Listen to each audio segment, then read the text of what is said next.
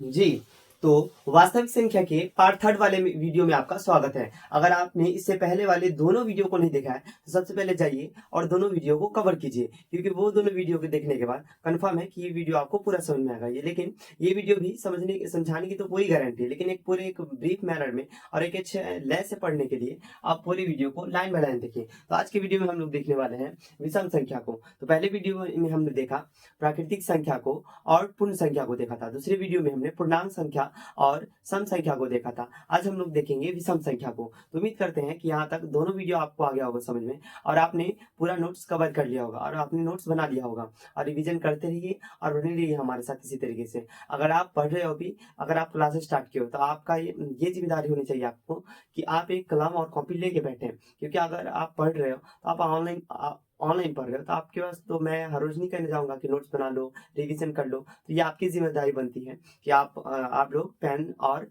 अपना नोटबुक लेके जरूर बैठें। पहले आप वीडियो को पॉज कर लें, फिर लिखिए। जैसे मैं बोलूँ कि अभी, जैसे मैं बोल दिया करूँ कैसे कि स्क्रीनशॉट ले लो, तो आप लोग का ये हक बनता है कि उस समय आप लोग नोट कर लिया करो। चलिए, तो हम करते हैं वीडियो को स्टार्ट। तो हम लोग आज देखेंगे विषम संख्या को। तो अब सवाल उठता है कि हम लोग विषम संख्या किसको कहेंगे। तो विषम संख्या को इंग्लिश में कहते हैं ऑड नंबर। हम लोग ने सम संख्या के बारे में देखा था कि वैसी संख्या जो दो से पूरी तरीके से विभाजित हो जाती है, तो वैसी संख्या को हम लोग कहते हैं सम संख्या। आइए देखते हैं विषम संख्या क्या कहता है। तो कहता है वैसी संख्या जो दो से पूरी तरीके से विभाजित नहीं होती है, तो हम लोग ऐसी संख्या को विषम संख्या कहते हैं। दिमाग में ज्यादा लोड मत लीजिए, बस ध्यान से सुनिए। हम लोग सम संख्या उसको कहते हैं जो दो से पूरी तरह भाग लग जाता है, यानी वैसी संख्या जिससे जो दो से पूरी तरीके से कटता है उसको हम लोग कहते हैं सम संख्या। अब वैसी संख्या जो दो से पूरी तरीके से नहीं कटेगा, वैसी संख्या को हम लोग कहेंगे विषम संख्या। मैंने इस वीडियो में बताना भूल गया था कि सम संख्या का व्यापक रूप क्या होता है, और मैंने बड़ा गजब का मिस्टेक किया था जो हर लोग करते हैं, लेकिन उनको पता नहीं चल पाता है, और वो आप लोग को भी पता नहीं चला होगा कि मैंने क्या मिस्टेक किया था। आइए हम बता दें कि उस वीडियो में हमने क्या मिस्टेक किया था। तो हमने बताना ये भूल गया था, मैं फर्स्ट ये बताना भूल गया था कि सम संख्या का व्यापक रूप क्या होता है। व्यापक रूप का अर्थ होता है उसका मॉड्यूल, यानी वो बनेगा कैसे, उसको बोलते हैं व्यापक रूप। यानी एक ऐसा ढांचा जिसमें पुट मान को रखते जाइए और वो संख्या बनता जाएगा। तो आप याद रखना बस कि विषय इसका सम संख्या का व्यापक रूप होता है 2m। अब m की जगह आप कुछ भी ले सकते हो। मैंने m की जगह या q ले सकते हो, x y z कुछ भी ले सकते हो। यानी अगर आपसे पूछा जाए कि सम संख्या का व्यापक रूप क्या है, तो आप यहाँ पे दो ले लो और अल्फाबेट a से लेके z तक में जितना भी लेटर है आप कोई भी रख सकते हो। सर जहाँ पे मैं m लूँ या a b c कुछ भी लूँ, तो वहाँ पे वो क्या होने वाला है, तो जहाँ पे याद रखना कि वहाँ पे जो भी लीजिएगा आप, m लीजिए या q लीजिए या a लीजिए या b लीजिए, वो अपना रहने वाला है पूर्ण संख्या। यानी आप अगर दो, जैसे हम लोग जानते हैं कि पूर्ण संख्या किसको कहते हैं, तो पूर्ण संख्या वैसी संख्या को कहते हैं जो जीरो से स्टार्ट होता है और कहाँ तक जाता है, अनंत तक जाता है। तो ऐसी संख्या को हम क्या कहते हैं, पूर्ण संख्या कहते हैं। तो सर सम संख्या का व्यापक रूप यानी फॉर्मेट 2m होता है। यानी हम अगर इसमें सम संख्या डालते चले जाएंगे, तो सॉरी पूर्ण संख्या का मान डालेंगे तो यानी सम संख्या मिलेगा। तो जी हाँ, अगर m की जगह एक पूर्ण संख्या 0 लीजिएगा तो 2 गुने 0 इज इक्वल टू 0, ये पहला हो गया। दूसरा, अगर हम इसके m की जगह 1 लेते हैं तो 2 गुने 1 बराबर 2।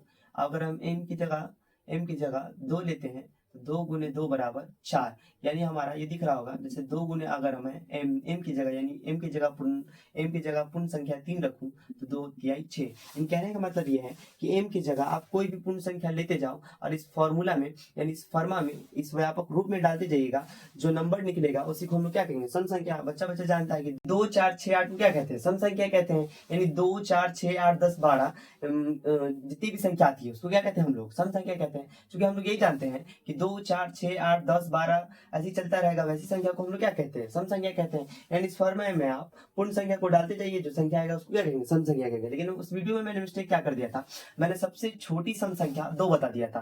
तो आपको भी दिख रहा होगा कि चूंकि 0 से स्टार्ट हुई वो संख्या, मैंने पूर्ण संख्या यानी मैंने यहाँ पे m की जगह 0 पुट किया था, तो वो हमारा आया यहाँ पे 0। और जब मैंने 1 किया था 2, यानी ये फर्मा तो हमारा सही है, यानी फर्मा गलत नहीं है। जो हमारा व्यापक रूप है, व्यापक रूप तो सही है। यानी सबसे छोटा जो हमारा सम संख्या होगा वो जो 0 होगा। तो आप जाइए और जाके वहां पे सही कर लेना अपने नोट्स में, मैंने जहां पे लिखा था सबसे छोटी सम संख्या 2, उसको कर लेना, सबसे छोटी सम संख्या जो होगा वो 0 रहने वाला है। तो आज से उम्मीद करते हैं कि आप याद रखिएगा कि सबसे छोटी सम संख्या जो रहने वाली है हमारी 0। हाँ, वो सही था कि हमारी सबसे सबसे बड़ी सम संख्या अपरिभाषित यानी इनफाइनाइट, यानी ये सही था। हमारी सबसे बड़ी ये कौन सी संख्या, सम संख्या अपरिभाषित यानी इनफाइनाइट रहेगी। आइए आज हम लोग देखते हैं विषम संख्या को। तो विषम संख्या को भी हम लोग दो तरीके से देखेंगे, एक वो मेथड जो ये परिभाषा कहता है, दूसरा ये मेथड कि उसका फर्मा क्या कहता है। तो आइए परिभाषा से देखते हैं।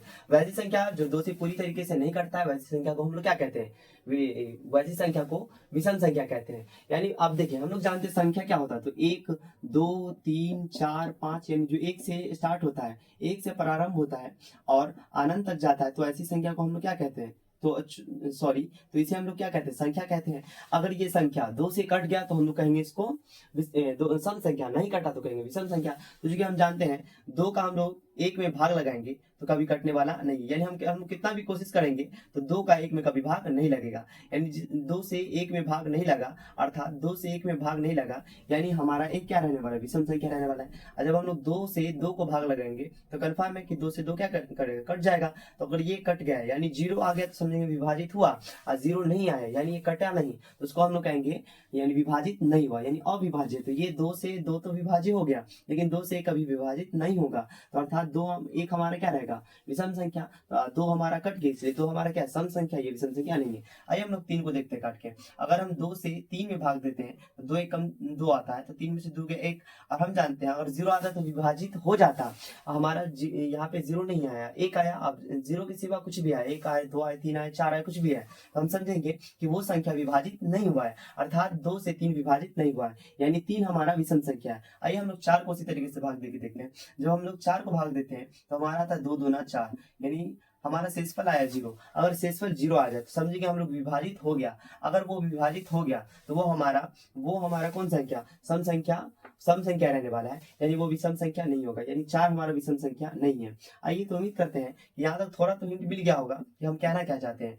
2 दूना 4, तो 5 में से 4 गया 1, हमारा शेषफल आया 1। हम लोग जानते हैं कि जब शेषफल 0 के सिवा कुछ और होता है तो वो विभाजित नहीं होता है, यानी हमारा 5 भी क्या रहने वाला है, विषम संख्या रहने वाला है। चलिए, तो हल्का तो हिंट मिल गया होगा कि जितना भी नंबर है जो 2 से नहीं कटता है, जो 2 से पूरी तरीके से विभाजित नहीं होता है, तो वो वाली संख्या को हम लोग कहते हैं विषम संख्या। यानी 1 3 5 7 9, और इसमें 2 जोड़ते जाइए, यानी विषम संख्या में हम लोग 2 जोड़ते चले जाएंगे। यानी यहाँ से 3 1 1 3 अपना 5 और 7 9 11 13 और डॉट डॉट डॉट डॉट कहाँ तक, इनफाइनाइट तरह से जाता रहेगा। तो ये था हमारा पहला मेथड। आइए हम लोग दूसरे मेथड से इसको देखते हैं कि हम लोग विषम संख्या को कैसे ज्ञात करेंगे। तो हमने जिस तरीके से देखा विषम संख्या का व्यापक रूप होता है 2m, उसी तरीके से विषम संख्या का व्यापक रूप होता है 2m + 1। जहाँ पे m ऊपर था पूर्ण संख्या, यहाँ भी m क्या होगा, पूर्ण संख्या। मैंने 2m + 1 लिखा है, आप 2q + 1 भी लिख सकते हो, 2x + 1 लिख सकते हो, 2y + 1 लिख सकते हो, यानी कुछ भी लिखने के लिए आप तैयार हो।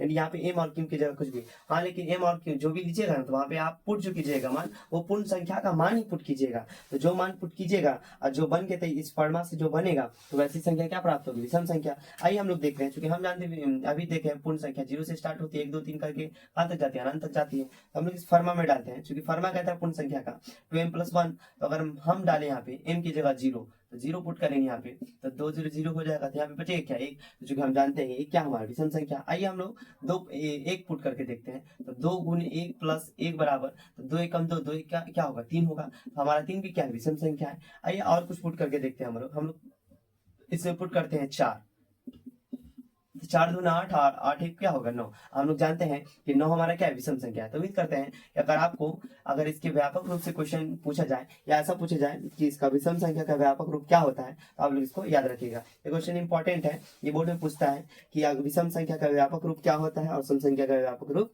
क्या होता है। तो इस दोनों को बोर्ड की दृष्टि से या किसी भी एग्जाम की दृष्टि से याद रखिएगा कि सम संख्या का व्यापक रूप 2m या 2x या 2y या 2z या एंड सो ऑन कुछ भी हो सकता है।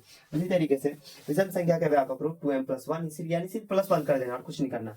आइए, जैसे हमने इससे पिछले जितना भी टॉपिक था, नंबर था, उसका MVVI कॉन्सेप्ट देखा था, उसी तरीके से हम लोग इसका भी देखेंगे। यानी आपको ये अंदाज तो लग चुका होगा कि क्वेश्चन पूछता कैसे है, यानी हम लोग कैसे कैसे अनुमान लगा सकते हैं उस संख्या के बारे में। हमने हर नंबर के बारे में इतना गजब गजब का अनुमान लगाया ना कि कोई सोच भी नहीं सकता है। आप क्या है ना, विश्वास बनाए रखिए ना, आप इतना धुरंधर बना देंगे ना मैथ में कि आप भी कहोगे ना टीचर में तो दम है। आइए देखिए ना क्या कहता है, कहता है MVPI कौन से विषम संख्या से। हमने देखा था उसके जितना भी देखा है तो सबका वही देखा है, सबसे छोटा क्या होगा, सबसे बड़ा क्या होगा, 2 अंकों का छोटा क्या होगा, 2 अंकों का बड़ा क्या होगा। इसमें भी वही दिमाग लगाएंगे हम कि सबसे छोटा, आप लोग पूरा जैसे मैंने प्राकृतिक संख्या से स्टार्ट किया कि सबसे छोटा प्राकृतिक संख्या, सबसे छोटा सम संख्या या पूर्णांक संख्या, उसी तरीके से इसको भी लिखना कि सबसे छोटा विषम संख्या कौन होगा, यानी सबसे छोटा विषम संख्या। तो आपको दिख रहा होगा कि सबसे छोटा विषम संख्या कौन है, हमारा 1 है, तो सबसे छोटा विषम संख्या 1। और जिस तरीके से सबका जितना भी बड़ा था, पूर्ण पूछे था यो अपरिभाषित, पूर्णांक पूछे तब भी अपरिभाषित,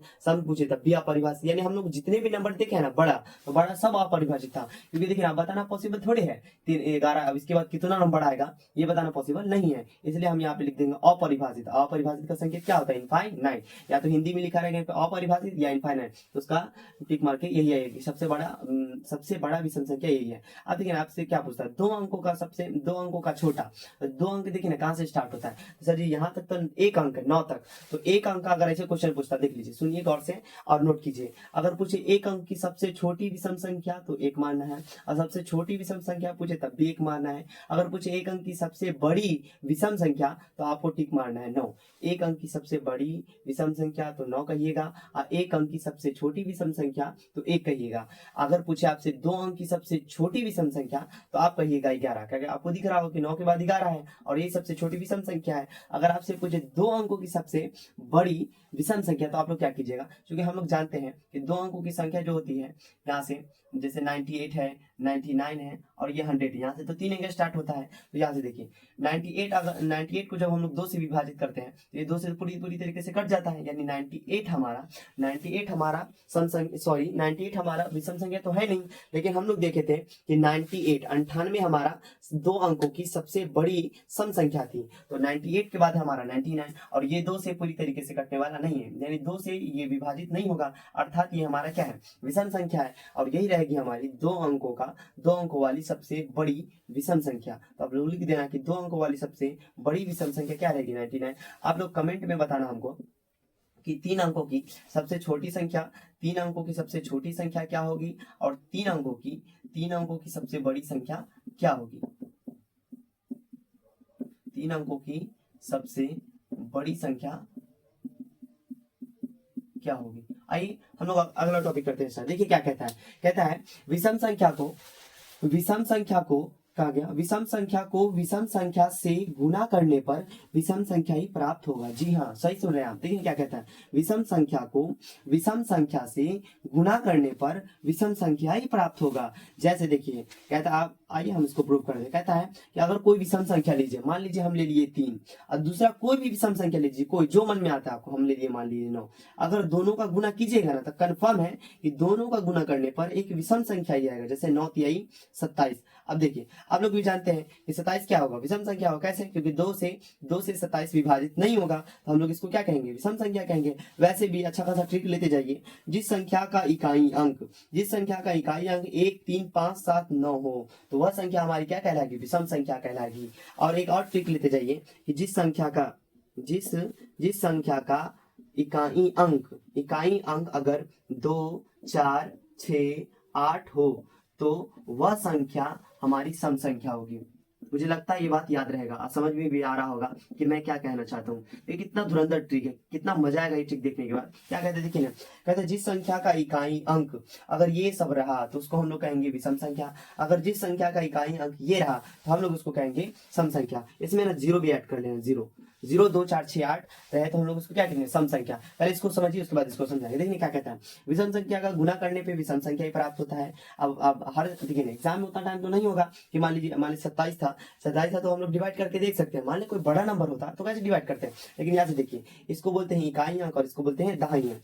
इधर से देखिए हम लोग नंबर इकाई दहाई करते हैं तो हम लोग दाएं साइड से करते हैं, इकाई दाएं से अगर 1000 करते हैं तो ये अपना इकाई अंक और दहाई अंक। अगर इकाई अंक 1 3 5 7 में से कोई रहा तो उसको हम लोग कहेंगे विषम संख्या। तो यहाँ से दिख रहा होगा कि अगर 7 है यहाँ पे, हम लोग बोलेंगे अगर ये दिखा तो हम लोग इसको कहेंगे विषम संख्या। तो यानी प्रूफ हो गया कि विषम संख्या का गुना विषम संख्या से करने पर हमारा प्राप्त संख्या भी क्या होगा, विषम संख्या। मान लें एक और एग्जांपल ले लेते हैं। मान लें 11 का गुना हम लोग किससे कर दें, 11 का गुना 7 से कर देते हैं। तो 11 7 से क्या होगा, 77 होगा। लास्ट में क्या आया, 7, अर्थात ये हमारा क्या विषम संख्या है। तो आपको समझ में आ गया होगा कि विषम किसी भी दुनिया की किसी भी विषम संख्या का गुना विषम संख्या से करने पे हमारा जो प्राप्त संख्या होगा वो विषम संख्या ही होगा। आइए कहते हैं विषम संख्या का योग या घटाव करने पर सम संख्या मिलेगा। फिर से सुनिए ना, कहते हैं विषम संख्या को जोड़िए या विषम संख्या को घटाइए, दो विषम संख्या को जोड़िए या दो विषम संख्या को घटाइए तो जो मिलेगा ना वो सम संख्या मिलेगा। इसको प्रूफ करके देखते हैं।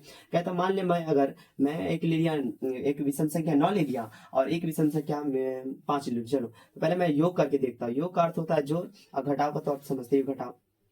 तो अगर मैं योग करूं तो अगर योग करूंगा तो 9 5 कितना होगा, 14 होगा। चूंकि हम जानते हैं जिस संख्या का इकाई अंक 2 0 2 4 6 8 होगा तो वैसी संख्या को हम लोग क्या कहेंगे, सम संख्या कहेंगे। तो इसने भी तो ये कहा था कि अगर दो विषम संख्या को घटाइएगा या जोड़िएगा तो कुछ भी कीजिएगा ना तो जो संख्या मिलेगा वो सम संख्या मिलेगा। आइए तो ये पहला प्रूफ हो गया। एक और प्रूफ करके दिखा देते हैं आपको। अगर मैं मान लू 4 ले लूं, सॉरी 4 तो सम संख्या हो जाएगा ना। मैं मान लू 1 ले लूं सबसे छोटा और ये दूसरा 3। तो अगर मैं दोनों को जोड़ूं तो 3 क्या होगा, 4 होगा। चूंकि हम जानते हैं 4 क्या है, एक सम संख्या है, अर्थात दोनों को जोड़ने पे एक सम संख्या मिला। आइए अब आते हैं हम लोग घटाव को प्रूव करते हैं कि आखिर दोनों को घटाएंगे तो कैसे सम संख्या मिलेगा। तो मान ले मैं ले लूं 9 और मैं ले लूं -7। तो मान ले 9 में से 7 गया तो जो संख्या मिलेगा क्या मिलेगा, हमारा 2 मिलेगा। तो हम जानते हैं कि ये दोनों विषम संख्या था, जो मिला हमारा सम संख्या मिला। आइए एक और देख लेते हैं हम लोग। अगर मैं 11 में से 2 घटा दूं तो हमारा क्या मिलेगा, सॉरी 11 में से मैं अगर 3 घटा दूं, दोनों विषम संख्या होना चाहिए ना। 11 में से 3 घटा दूं तो क्या मिलेगा, 8 मिलेगा। तो 8 हमारा क्या है, सम संख्या है। तो उम्मीद करते हैं कि आपको आ गया होगा समझ में कि मैं कहना क्या चाहता हूँ। हमने बस कुछ नहीं किया, हमने ये देखा कि अगर भाग दिए 0 आ गया तो कटेगा, 0 नहीं आया तो नहीं कटेगा। और जो नहीं कटेगा, जो विभाजित नहीं होगा उसको हम लोग विषम संख्या कहेंगे। विषम संख्या हम लोग इसको कहते हैं। सबसे छोटा हमने देख लिया, सबसे बड़ा देख लिया, 2 अंकों का देख लिया और 2 अंकों का बड़ा देख लिया। 3 अंकों का छोटा और बड़ा आपको होमवर्क रहा। आइए उसके बाद हमने देखा कि विषम संख्या का विषम संख्या से गुना करने पे क्या प्राप्त होता है, विषम संख्या का योग और घटाव करने पे एक सम संख्या मिलेगा। उसके बाद हमने देखा सम संख्या का व्यापक रूप 2m होता है। आप m q की जगह दुनिया का कोई भी cd ले सकते हो और वहाँ पे m और q की जगह क्या पुट कीजिएगा, तो एक पूर्ण संख्या पुट कीजिएगा। विषम संख्या का व्यापक रूप हमने देखा 2m + 1 या 2q + 1, कुछ भी आप ले सकते हो। यहाँ q और m की जगह, जहाँ m या q की जगह क्या रखेगा, तो एक पूर्ण संख्या रखेगा। उसके बाद हमने देखा कि जिस संख्या का इकाई अंक 1 3 5 7 9 हो तो वह संख्या क्या होगी, विषम संख्या होगी। और जिस संख्या का इकाई अंक 0 2 4 6 8 हो तो वो क्या होगा, सम संख्या होगा। आइए हम लोग इस पे करते हैं सवाल, ये दोनों टॉपिक पे। जैसे आपसे क्वेश्चन पूछ दे, मान इतना बड़ा नंबर ले ले एग्जाम में, कहेगा 1 3 5 4 6 8 4 0 2, पहला क्वेश्चन ये। और दूसरा क्वेश्चन ऐसा है 4 5 6 8 4 dot dot dot dot dot 8 4 6 और 0। एक और क्वेश्चन मान ले लूं मैं 5 3 2 4 2 1 1 डॉट डॉट डॉट डॉट 1 3 5 7 2 1। तब पूछे आपसे कि बताइए इसमें ये सम संख्या है कि विषम संख्या है कि सम संख्या है। बताइए इतना बड़ा नंबर दे दे तो क्या आपको टाइम रहेगा एग्जाम में कि 2 से भाग देना चाहिए, क्यों रूल यही कहता है कि जो 2 से कटेगा उसको हम लोग क्या कहेंगे, सम, और जो 2 से नहीं कटेगा उसको क्या कहेंगे, विषम। तो देखिए हम लोग ट्रिक क्या जाने, जिसके लास्ट में अगर इकाई अंक में अगर ये सब दिखा, यानी अंत में ये सब दिखा, नंबर के अंत में अगर ये सब दिखा तो उसको हम लोग कहेंगे विषम। अगर नंबर के अंत में ये सब दिखा तो हम लोग उसको क्या कहेंगे, सम। तो आइए देखते हैं ये ट्रिक आजमाते हैं हम लोग। देखिए ना, इसके अंत में क्या है 2, ये वाले के अंत में क्या है 2, और जिसके अंत में 2 रहेगा उसको क्या कहेंगे, सम। यानी ये हमारा क्या है, सम संख्या है। समझ में आया कितना धुरंधर ट्रिक है। अब ये देखिए अब अंत में क्या है 0, चूंकि हम लोग जानते हैं कि जिसके अंत में 0 रहेगा उसको हम क्या कहेंगे, सम संख्या कहेंगे। आइए आप देखिए अगला है, इसके अंत में कितना है 1 है, चूंकि हम जानते हैं कि जिसके अंत में 1 रहेगा उसको हम लोग क्या कहेंगे, विषम। यानी ये संख्या क्या रहेगा, हमारा विषम संख्या। तो आप लोग कमेंट में, मैं 2 होमवर्क दे रहा हूँ, आप लोग कमेंट में इसका आंसर बताना कि ये हमारा सम संख्या है कि विषम संख्या है। चलिए 3 4 5 9 4 6 9 3 0 2 4 6 5 3। आंसर तो मिल ही गया होगा, बट रिवीजन के लिए कि आप भी आनंदित हो।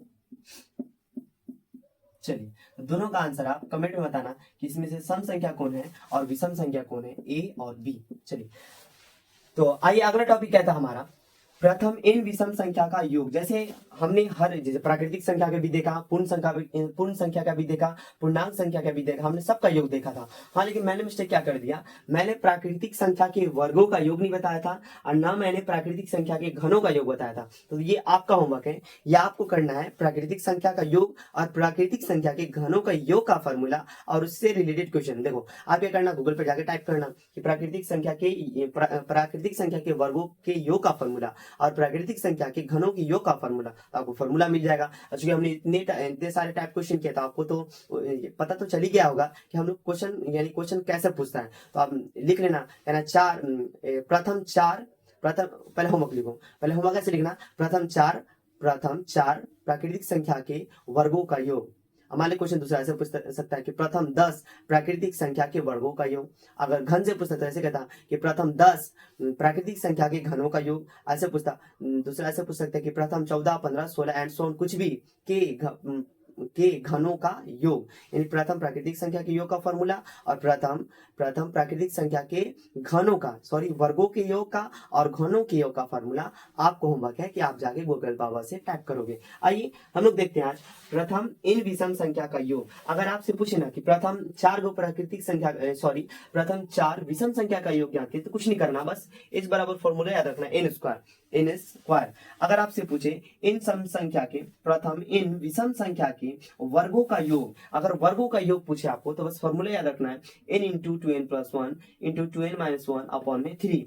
प्रथम इन विषम संख्या के घनों का योग का फॉर्मूला पूछे तो आप लोग याद रखना है n स्क्वायर 2n² -1, या अगर मैं इसका कर दूं इसमें गुना तो n स्क्वायर का गुना n स्क्वायर से होगा तो n के पावर 4 हो जाएगा, और ये -1 का गुना जब n स्क्वायर से होगा तो क्या हो जाएगा n स्क्वायर। तो आप ये याद रखो, ये बस याद रखना कि इस बराबर होता है n स्क्वायर इंटू 2n² -1। तो उम्मीद करते हैं कि ये तीनों फॉर्मूला आ गया होगा आपको समझ में। आइए हम लोग तीनों पे एक एक क्वेश्चन करते हैं, लेकिन आप लोग चाहो तो इसका क्वेश्चन आप खुद से कर सकते हो। हिंट तो देखे ना, इतना हम लोग पढ़ लेना कि हिंट तो जरूर मिल गया होगा कि पढ़ना कैसे है। आइए बने रहिए, जब तक है ना आप लोग क्या करो, यहाँ से लेके यहाँ तक से कर लो फटाफट से नोट्स। उसके बाद हम लोग फाइनली आएंगे क्वेश्चन पे, उसके बाद इंपॉर्टेंट नोट पढ़ेंगे, उसके बाद कुछ और दो संख्या और पढ़ेंगे, उसके बाद वीडियो को करेंगे क्लोज। आइए तो यहाँ तक उतार लीजिए फटाफट से, प्लीज यहाँ तक नोट कर लो। मैं हाथ जोड़ तो नहीं सकता, बट रिक्वेस्ट नहीं, हार्टली रिक्वेस्ट करता हूँ, प्लीज यहाँ तक नोट कर लो, वरना प्लीज जरूरत नहीं वीडियो देखने की, क्योंकि आप देखो ना टाइम वेस्ट क्यों करना, जब कुछ करना है तो प्लीज नोट कर ले मेरे भाई जी। तो उम्मीद करते हैं कि यहाँ तक उतार लीजिएगा। देखिए, टीचर और डॉक्टर से दोनों से गद्दारी नहीं कीजिएगा, क्योंकि मालूम ही होगा कि डॉक्टर की जगह से अगर रिटायर होइएगा तो कहाँ जाइएगा। अगर टीचर की जगह से रिटायर हुए ना, डायरेक्टली बैग उठा के और बाहर जाइएगा। तो अगर नहीं चाहते वहां जाना तो आइए वीडियो को देखते हैं। आइए क्या कहता है प्रथम 8 विषम संख्या का योग ज्ञात करें।